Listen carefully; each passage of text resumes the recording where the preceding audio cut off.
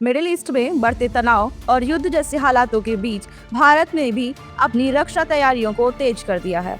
इसी दिशा में एक बड़ा कदम उठाते हुए सरकार ने भारतीय सेना की ताकत बढ़ाने के लिए अहम फैसला लिया है।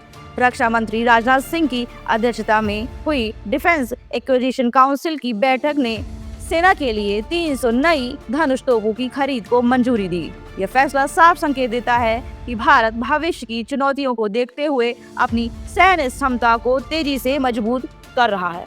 इससे पहले भी भारतीय सेना 114 धनुष तोपों का ऑर्डर दे चुकी है। अब इन 300 नई तोपों के जुड़ने से करीब 15 नई अर्टिलरी रेजिमेंट तैयार होंगी, जिससे सेना की मारक क्षमता कई गुना बढ़ जाएगी। इन तोपों का निर्माण advance weapon and equipment India limited द्वारा किया जा रहा है, जिसका मुख्य उत्पादन केंद्र जबलपुर में स्थित है।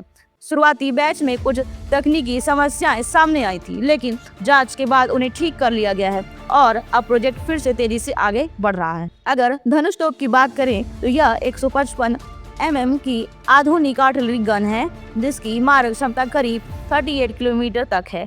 यह 45 कैलिबर की तोप है और पुराने FH-77B बॉफर्स हॉर्जर का उन्नत संस्करण मानी जाती है। इसमें अत्याधुनिक इनर्शियल नेविगेशन सिस्टम लगा है, जो इसे बेहद सटीक निशाना लगाने में सक्षम बनाता है।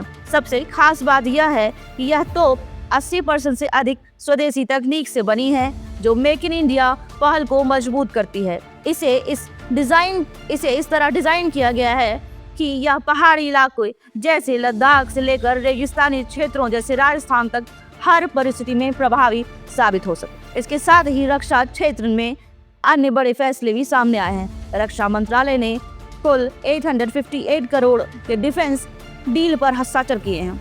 इसमें 445 करोड़ का समझौता रोसोबोर्न एक्सपोर्ट के साथ हुआ है, जिसके तहत भारतीय सेना को Tunguska air defence missile system मिलेगा। यह सिस्टम दुश्मन के विमान, ड्रोन और क्रूज मिसाइल से सुरक्षा देने में अहम भूमिका निभाएगा।